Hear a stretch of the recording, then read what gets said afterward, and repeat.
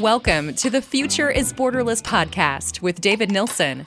We feature top entrepreneurs and thought leaders from around the world, those who bring a global mindset and a unique perspective to their life and business. Now, let's get started with the show. Hey everyone, David Nilssen here, and I'm the host of this podcast. The goal of this show is to connect with business leaders from around the world who have what I refer to as a borderless mindset, people that are willing to share their ideas and innovations, best practices, effectively things that can be applied in both our personal and professional life, helping us to lead in a rapidly changing world. Now, this episode is brought to you by DOXA Talent. DOXA Talent helps businesses to source full-time, highly skilled workers from all over the world. And as a result, these companies can scale faster, increase margin, and improve culture. The most common roles that they help companies fill are virtual assistants, finance professionals, sales and service help desk, even software engineers. To learn more about leveraging offshore talent to build your business, go to doxatalent.com. All right, today on our podcast, we're joined by Cameron Herold. He is a seasoned entrepreneur known widely as the CEO Whisperer. Cameron got his start as the CEO of 1-800-GOT-JUNK, where he helped grow the business from 2 million to 106 million and expanding its team from 14 to 3,100 employees in 6 years. He's the founder of COO Alliance and the author of at least 5 books like Vivid Vision, Meetings Suck, and Second in Command, which shares the name with his podcast. I've had a chance to see him speak many times, and I would describe his presentations as enlightening, dynamic, and actionable. So there's no surprise that he's been invited to speak on all 7 continents. We had a great conversation about business and leadership, so please listen in for more on Cameron Herold. Cameron, well, welcome to the podcast. Hey, David. Good to see you again. Good to see you as well. Well, look, in your introduction, I talk a little bit about your experience with 1-800-GOT-JUNK, and you were there as the COO. You guys grew it from, I think what I read, 2 million to 100. But the thing that actually just was mind-boggling to me is that you grew the team from like 15 to 3,000 over that period of time. Yeah. I'm actually really curious, as you look back on that experience, what do you think was your greatest contribution? What was it that you sort of helped build or develop that really catalyzed that type of growth? You know, it's interesting. Brian and I, Brian being the CEO and founder, we had an unfair advantage.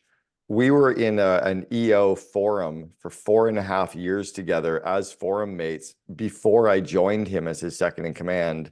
So he basically had a 4.5-year interview of me. He watched me build 2 EO qualifying companies, one that we built and sold, one that we built and took public.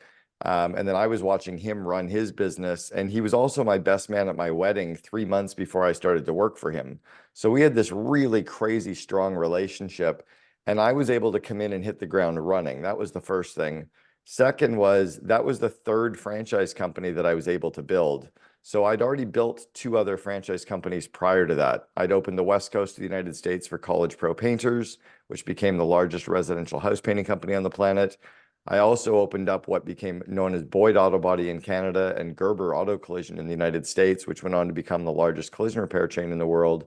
So Brian, having watched me do all of those things and knew I had the experience, was able to just let me come in and get it going. So I didn't really get anything delegated to me from Brian for the next 4 years. I was basically saying, here's what the plan is, here's what we're going to execute on. And he ran, IT and finance, and I just ran everything else. So I think that was why it just worked. Yeah, I was going to say that's 4 years in a forum. You get to know each other pretty well. But look, I've had the same business partner since 2003, so 20 years. He's still my best friend, still a business partner, and I've seen more partnerships erode over the years than succeed. And so I'm curious, Sure. What was it about you and Brian, not just the forum relationship, but what was the dynamic between the two of you that allowed you guys to see such great success together? There were a couple things. The first is that we committed to each other on day one that we would not let it hurt our relationship, that we knew at some point that we would probably split ways and we would make sure that we remained friends. That was number one. Number two, we engaged a coach very early on. We actually got Joan Mara, who is a global forum trainer for EO, come in and work with Brian on our relationship and interpersonal skills about 3 months after we started. And then I think third was I was just so aligned with his vivid vision, or what he called the painted picture at the time. I was really aligned and engaged with what he was building, that I was just excited to help him build it. But so I think those were probably the three things. Yeah, it's so funny. Sometimes people ask me like, what's the secret to the partnership? And I always tell people, well, we invest in it like a marriage. And one Yeah. of the things I think is really important is actually having a coach, or what I would call a therapist, that helps you have discussions well before that they're at that critical stage where it's starting to really impact the relationship. So I love that you're able to call on Joan for some of that. He was great. Let's talk about the COO. One of the things first of all, I'll talk about this later, but I have the second in command, your latest book on unleashing the power of your COO. But what's really interesting is I was going through this, I realized even for me, I'm not sure everyone is aligned on what a COO is and sort of how it brings value to the organization. So I thought maybe it'd be good for you and I to start there and just talk about what is a COO, and I'd love to hear like what compelled you to write the book. Yeah, and it's interesting. The reason I even called the book The Second in Command instead of the COO is COO is just one potential title for a number of different titles that could exist for whoever is the second in command to the CEO. So your second in command could be an executive assistant. If you're a 5-person company, the person you lean on and pass work off to, the one that you maybe most trust with your bank account and your passwords, could be your EA.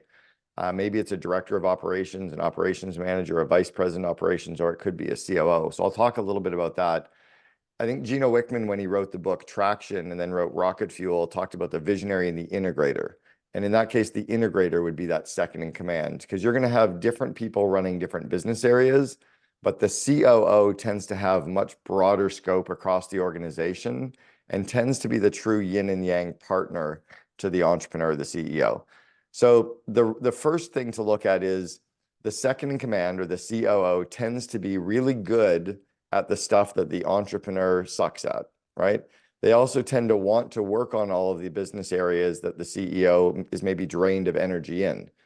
So that's number one. Number two, the title that you give the person should be tied to their roles and responsibilities, the amount of pay that you're willing to give them, the level of strategic insight that they can bring into the organization, the amount of P&L responsibility that they have, and the amount of people that they can bring with them, like new employees or partners or suppliers into the organization, because they've kind of been there and done that a number of times. So as an example, when I walked into 1-800-GOT-JUNK, I had full autonomy. I knew exactly what needed to be done. And for the first 4 years, I was showing Brian what we needed to do. It wasn't being delegated to me. He'd never built a franchise company. So I had a lot of strategic insight. I had deep P&L responsibility. I was recruiting key franchisees into the organization, from college pro painters, key executives into the organization. I brought supplier relationships into the organization. I managed the entire budget and marketing spend of up to $5 million over the next few years. So that level of strategic insight, P&L responsibility, full autonomy, and then what I was being paid, I left the organization 17 years ago. My comp 17 years ago was $306,000. So I was making $300,000 in 2007. That's more of a true COO. If you're paying someone $120,000 a year, at best, they're probably more like a director of operations, and you're probably telling them what to do. They're probably executing against your plan. They're probably executing against your strategy. They're not necessarily making decisions like a true COO would make. Yeah, there's a big difference. And I think that's probably normal with younger businesses. You're trying to find the best person you can with the budget that you have. But at some point, you grow into that place where you're ready to give some freedom and autonomy to an individual to help take the business further and faster. We've also had a lot of title inflation over the last couple of decades. So I want to speak to that briefly, but 30 years ago, even 25 years ago, to get a C-level title, whether you're a chief marketing officer, chief technology officer, chief financial officer, chief, operating officer, you had to be a pretty major player at a pretty major company. At best, people were getting vice president titles or director titles, and they usually meant exactly what they were supposed to mean. The first time I ever saw title inflation was I saw the banks in the 90s giving out big titles to people. Like anyone who joined a bank got a vice president title. Yeah. And then when the internet was really going from 95 to 2000, we gave out equity in lieu of compensation. So we gave stock options instead of pay. When the stock market crashed in October of 2000, Now people not only wanted to have stock options still, even though they were worthless, they still wanted them. And they now wanted to get paid something. But we started to give them titles as like a marketing tool. And then with the rise of social media, LinkedIn around 2003, 2004, all of a sudden Facebook came out in 2007. When all of a sudden social media came out and emails being used, the title became a marketing tool. So we felt as an entrepreneur, oh, if I give people a big title, it'll help them open doors. It'll help them be taken more seriously, which is true, but there's a cost to that because the employee, let's say it's a director level who has a COO title, now goes on Google and Indeed to see what COOs should get paid, and they don't think they're getting paid enough. So now we start having to pay them more, even though they're not really in that role, and they don't have anything to chase. If you give them such a big title, what title are they going to get next? So it actually causes a lot more harm than good in giving out those big titles, much more harm than the entrepreneur tends to think it does. So funny. I always tell people that the titles will eventually catch up with you for the exact reason you said, right? At first, it feels exciting and special, but eventually they say, well, I'm underpaid for a COO then, right? And then you got to say to them, well, you're not really a COO. Well, then why did you give me the title? Exactly, which doesn't help anyone. So funny. The first time I learned that, I was actually 2003. I met somebody from a bank who was a VP, and I assumed that meant they were an executive. Later, I found out they were an account manager. Correct. So it happened there. And it was my old roommate in college got a VP title with Bear Stearns back around 1998. And I asked him about it, and he said, we all get VP titles. Like he just was like, it's so dumb. Totally.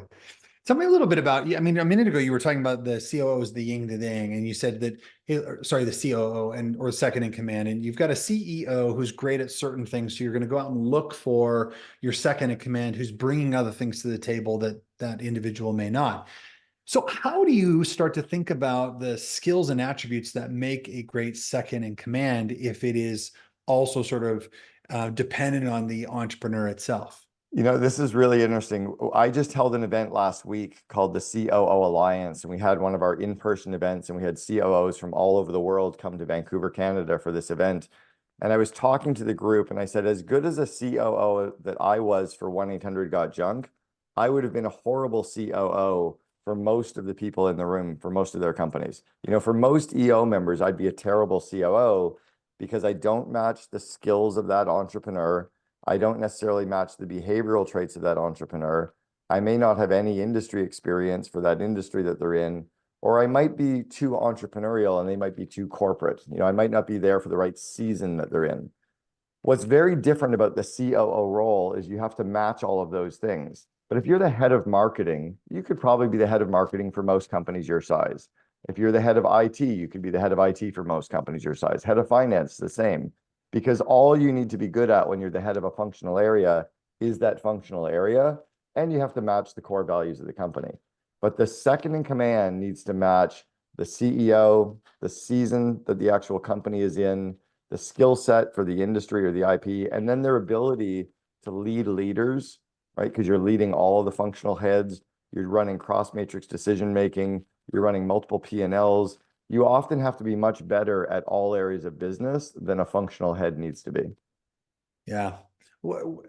It's interesting when you said most of the functional heads report to the COO.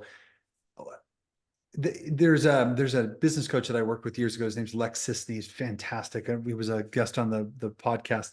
He actually talks about the Queen of England structure, which is where the CEO has somebody reporting to them and everybody else reports to that individual. So how do you think about breaking up the org chart and making sure that the right people are reporting to the CEO versus the second in command and so on?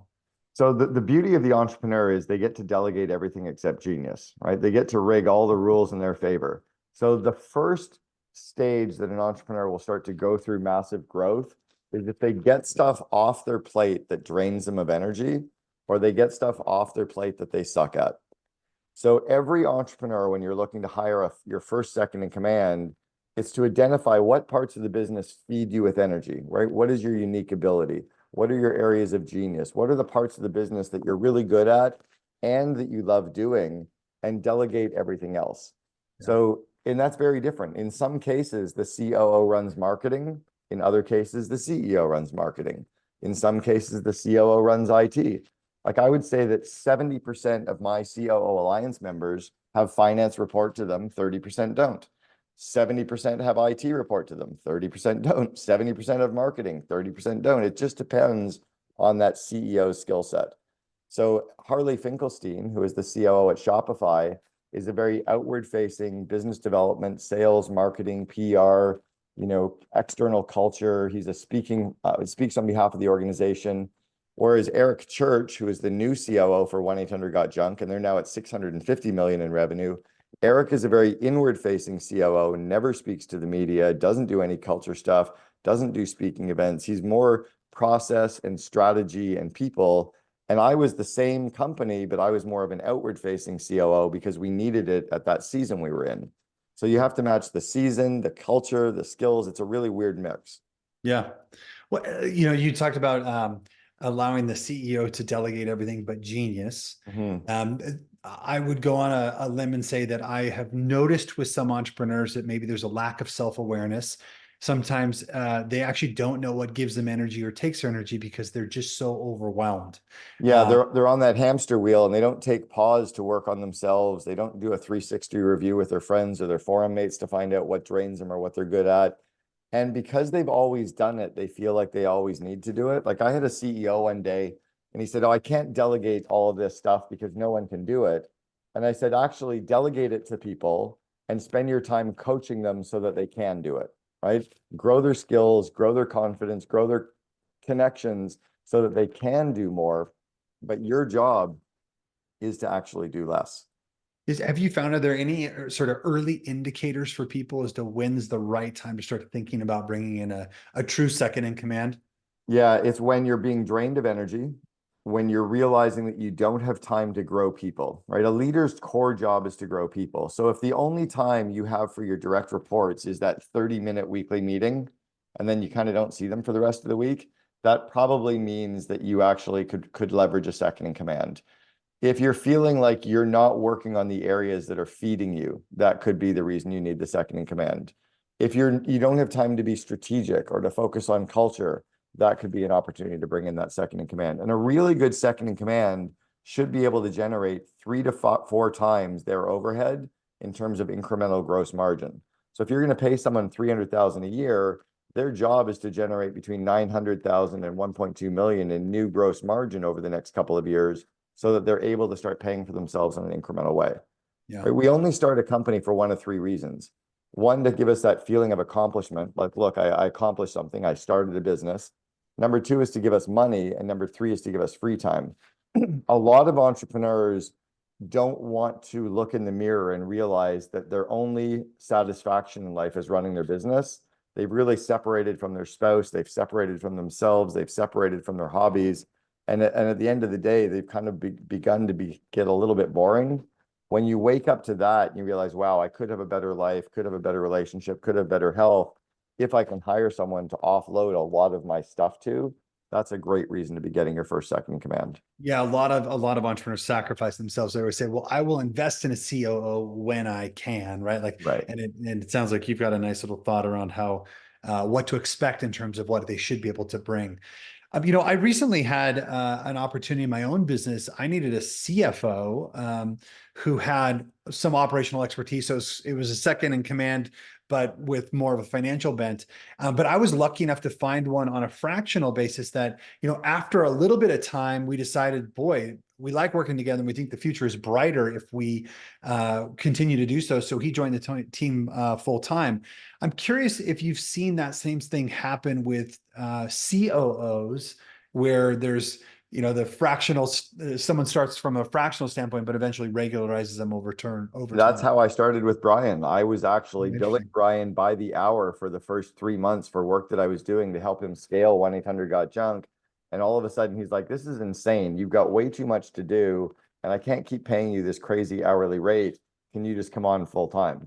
So that is literally exactly how it started. I just said that we needed to build out a marketing training or marketing program, coaching program, leadership development program, build out a PR team, build out franchise training, write his franchise manual. And as I started working through all those things, he's like, "This is a full-time role for a couple of years." And I'm like, "Yeah, I didn't anticipate that, but you're right. we have a really big benefit right now that we didn't have 20 years ago, and that's we have Wi-Fi. Laptops are easily priced. People can live globally. All the technology tools are there to work and live globally. COVID showed us that you can be anywhere in the world and work. So not only can you actually hire a fractional person, whether it's fractional CFO, fractional CMO, fractional COO, they can also be anywhere in the world as long as you set them up with clear roles and responsibilities, clear communication channels, and you actually try to make sure that they focus on the stuff that's going to give you the best leverage. Yeah, I know that. Let me ask you about onboarding though, because, in a remote environment, we have to onboard very differently than, when you're in an office, you kind of sort of pick things up through osmosis. A C-level onboarding is very different than sort of your typical hire. So do you have any best practices or thoughts on how to effectively onboard a C-level or second in command? Yeah. And first off, that any onboarding should take just as long as the actual interviewing process took. So if it takes you 2.5 months to interview and hire someone, your onboarding should be about 2.5 months. If it takes you a week to interview and hire somebody, maybe you can pull off on, your onboarding a little bit faster. And I'll give you some reasons for that. Yeah. There is not a single human in history that can join a new company and understand the culture, the people, the strategy, the plans, the software tools that are used, the customer relationships, the supplier relationships, all the idiosyncrasies of how we do things. That takes time. And if you expect someone, regardless of how strong their skills are, to come in and just jump in and start working, you are completely ludicrous. The problem is that most entrepreneurs are so happy to have finally hired this person, and they're exhausted and they just dump everything onto their plate, but they're not delegating properly, right? They're literally abdicating. I launched a course about 2 years ago called Invest in Your Leaders, and one of the core modules is around delegation. You need to be careful with how you delegate to a new second in command or any new senior executive to make sure that they understand the lay of the land, they understand the people, they understand the budgets, they understand the business more. So yeah, there should be a much longer onboarding process. For a new second in command coming into the company, here's how I see their first 90 days. In the first 30 days, their job is to come in and meet with every person, go for breakfast, lunches, and dinners, sit in on meetings, have virtual breakfast and lunches and dinners with every manager, sit in on every marketing meeting, sit in on finance meetings, sit in on IT meetings, sit in on board meetings, sit in on strategy meetings, sit in on leadership team meetings, and pretty much say nothing for the first 30 days, listen, observe, and then in a notebook, like a physical notebook, write down all your ideas of things that you want to change or fix, or people you want to hire, people you want to fire. And don't do any of that in the first 30 days except write notes. In the second 30 days, go back and stress test all of your ideas. Go back and check in. I think I should fire Bob. Go talk to a bunch of people. You might realize, no, you have to handcuff Bob. We're going to fire Kelly, right? Or I need to integrate this new CRM. Yeah, but not till next year. Or we need to replace this piece of software. No, actually, this software is amazing. We just need to train people in it. When you start stress testing all of your ideas, you'll come up with a list of projects that are probably worth doing. Then you can kind of rank order them in which ones are the easiest to put in place. I call it the PETA factor. Which ones have the lowest pain in the ass factor to put that project in place? Which ones take the least amount of time, least amount of energy, least amount of money? And in the third month, start putting a bunch of those ideas and projects into motion so that your team goes, wow, these are easy. I love that idea. That worked well. That paid off a good dividend. Maybe it was like launching a satellite. It's in orbit forever and it pays dividends forever. That gives the people and the company enough trust in you, and it gives you enough time that in the second quarter, you can start working on some of the bigger, hairier projects. I love the rule of thumb that it should, the interview process, that timeline should mirror the onboarding. And I assume, and I guess I'm looking for a reaction on this, and that is because, the larger the role, a C-level or second in command, the interview process is likely to be a little bit longer. And thus, when they come on, the types of decisions that you're going to ask them to make, the things that they're going to take on are much larger and have a larger impact on the organization as a whole. So you want them to start by listening and learning and not feeling this production, this need to produce at a massive amount out of the gates. Right. Or the need to make change at that kind of pace. Like the worst thing a new COO or senior executive can do in the first 30 days is fire someone or bring a couple of their friends into the company. Disaster pants waiting to happen. Just the worst decision ever. Or to make some big integration decision where it's going to start requiring a lot of people to work hard, they don't even like you yet. They don't even trust you yet. They don't even know you yet. And now you're putting all this extra work on their plate. So it is about slowing down and getting to really understand the culture, the core values, the vivid vision, the history of the company, the way that people move, the way that people understand, and getting people to understand you. I think every executive should write a 2-page operating manual to themselves, right? Imagine if there was a 2-page operating manual to David Nilssen, and I could read to understand how you like to be spoken to, how you like to be approached. Is your open door policy really open door, or is it more like a screen door, right? How do you like emails to be sent to you? How do you handle conflict? What are your different personality profiles? Imagine if you knew yourself so well that you could write a 2-page operating manual to you. And in your first week of being in a company, you sat down with everybody and got them to understand you as you're trying to understand them. But what, again, most people do is they're like, oh, we're so glad to have you. Great, they're going to be starting. Here's all your direct reports, press play. They don't understand anything to be making those decisions yet. Yeah, and that person feels pressure to demonstrate ROI, and so that sort of those two forces can actually create a lot of pain. And that's why Joan Mara had to come in and start working with Brian and I at the month 1 mark, was because I'd come in like a bull in a china shop, and Brian was so glad to have me. And all of a sudden we're like, wait, I don't even know this business yet. Like, I don't know anything. Yeah. So let's talk about it, because not every hire is the right one, right? And not every partnership lasts. So if you do find yourself in a spot where you've brought in an individual who is in that sort of like elevated role, and it's not an effective partnership, relationship, for whatever reason, do you have any sort of thoughts on how to best transition somebody like that out of the organization? Is it rip the Band-Aid? Is it wait and do it slowly? How do you think about that? Well, the first part, before I address how to get them out, is the company needs to do its own self-examination for what went wrong from their point of view. What was their contribution to the problem? Because you did hire the person, you did onboard the person, you did have that person reporting to you. What did you do wrong in all of that time that now you're having to get rid of them? You were at one point excited about them. What did you miss? What did you do wrong? Or how did we possibly outgrow them? How did we not invest in their skills, their confidence, their connections ongoing, so that we're now having to get rid of them, right? That's number one. Because if a company doubles in size, they need to double in their skill set. But if at any point you have doubt, you have no doubt, right? When your gut's telling you they're the wrong person, they're probably the wrong person. But you do need to have that self-exam. One of my biggest pet peeves is when an entrepreneur is like, oh, I'm so glad they're gone. They were such a jerk. I'm like, well, you hired the jerk.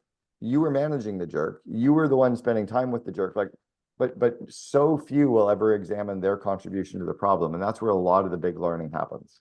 Let me just jump into that for a second here, because you're really talking about doing a retrospective, right? Mm-hmm. It's like when a project goes south, or at the end, you want to try and figure out how could we be better in the future. Have you seen any trends with all the people that you've talked to about a second in command? Have you seen any sort of commonalities on why a hire may fail at this level of the organization? It's usually that the company outgrows them, or that you hired some, if it's early, like if it's in the first 30 or 60 days or 3 to 6 months, you probably did not have the skill set on how to actually interview and onboard someone. You know, again, one of the modules in my Invest in Your Leaders course is around interviewing. I talked to a CEO about this 3 months ago, and I was like, how much training have you ever had on interviewing? He's like, well, I read a book on it and I've watched a couple of videos. I'm like, no, how much training have you had on how to do interviews? He goes, well, I've probably hired and interviewed 100 people. I'm like, no, I'm not asking you how many you've hired. He goes, I've had no training. And I said, so maybe you've done it wrong every single one of that 100 times. He's like, oh shit. Like, it didn't even dawn on him that he really didn't know what he was trying his best, but he was like a fly trying to get out a window, and he's going to keep banging his head on the window until he gets out. He ends up dead on the windowsill. So if it's early on, and I've noticed this with lots of companies, when they have a lot of turnover in that first 3 months, 6 months, it's usually an interviewing issue or an onboarding issue that the company has, where you don't actually know how to select the right people. At College Pro Painters, we had to go out and recruit and interview and hire 800 franchisees every year in 4 months. And then in 1 month, we had to train those 800 people to hire 8,000 students to paint houses. Imagine hiring 8,000 people in a month. We had to be operationally world-class at that. because we couldn't afford to lose them because we had to operate the company in only 4 months. Between May 1st and August 31st, we had to paint $60 million in houses. So we became operationally world-class at recruiting, interviewing, hiring, onboarding, and development of people. Most companies suck at that. If you're good at that, and if you're talking about, well, we're 2 years in, 3 years in, replacing somebody, what went wrong? It's usually that the company grew so quickly and that person didn't continue to grow their skill set and their capacity and their confidence and their connections because the company is changing really fast. That's usually the first thing. The second thing that could be is that you hired someone to come in and do today's job, not the job that they're going to be doing over the next 2 years, right? You didn't hire someone who is much better than what's needed today and told them to roll up their sleeves and get dirty. So you didn't hire ahead of the curve. And again, that usually comes down to strategy and planning, where the company's not thinking about the staffing resources of what they'll need 2 years out, 1 year out. They tend to hire for the gap today, and they realize that the gap today is not going to be what the gap is in 12 months. And then all of a sudden they're like, oh shit, the person can't do the job. Well, why did you hire them to do this job when what you really needed them to do was the next 3 years of jobs? Yeah. I can see that happening. I mean, most people don't hire these sort of senior level roles until they absolutely have to, or actually later than they need. And by then they're just trying to, fix the leaky hole and just deal with the issues that are there today. So Let's talk about that's why it's rarely the person that you're hiring's problem. It's usually more of a leadership team skill issue on the company side around strategy, around planning, around interviewing and hiring, and around always growing your people skills. Yeah, I think actually at some point I'd love to have you back and talk about interviewing, because I do think this is an issue that most people don't have a lot of training in, but is a critical issue for purposes of getting the right people and retaining them long term. Totally. You talked about investing, you gave the example, like the company grew really quickly, but the individual that is in that position didn't grow as quickly. I want to talk about the COO Alliance, right? This is an organization you started to help people sort of elevate their skills and learn from other people. Can you talk a little bit about what was the genesis behind that? Well, it was because I kept going to all these events that were meant to be for entrepreneurs. I would show up at an EO event, or I would go to a Genius Network event, or I'd go to a Baby Bathwater, or Vistage, YPO. I've worked with EO now in 28 countries. I presented to EO chapters in 28 countries. But when I'm going into the EO world as an entrepreneur, it's for entrepreneurs. And often they'll bring some of their leaders to an event, but the leaders don't fit in. Or they'll bring their COO to an event, but the COO doesn't fit in. It's kind of like a guy showing up at a baby shower. It's kind of nice, but we don't belong there. Or it's like a guy showing up at a bachelorette party, or a woman showing up at a stag or a bachelor party. We just don't fit, right? We need to have a space where we fit. And there was nowhere for that COO. And so I wanted to have an organization that was exclusively for the COO, so that the organizations that were for entrepreneurs could be exclusively for entrepreneurs, because we're a different DNA. Most COOs have a very different personality profile to their entrepreneurial counterpart. So we use a couple of different personality profiles. One is the Kolbe profile. The Kolbe profile talks about how you start and initiate projects. Most second in commands initiate or start projects by asking a lot of questions, or by putting a system or a playbook in place before they start the project. Most entrepreneurs just start and they figure it out as they go, right? It's kind of like, I'm not a hairy version of a woman. I see and perceive the world differently from my wife, right? She's not a hairless version of me. We see things differently. We communicate differently. We collaborate differently. But if we can learn how to communicate, then we can become a really strong force.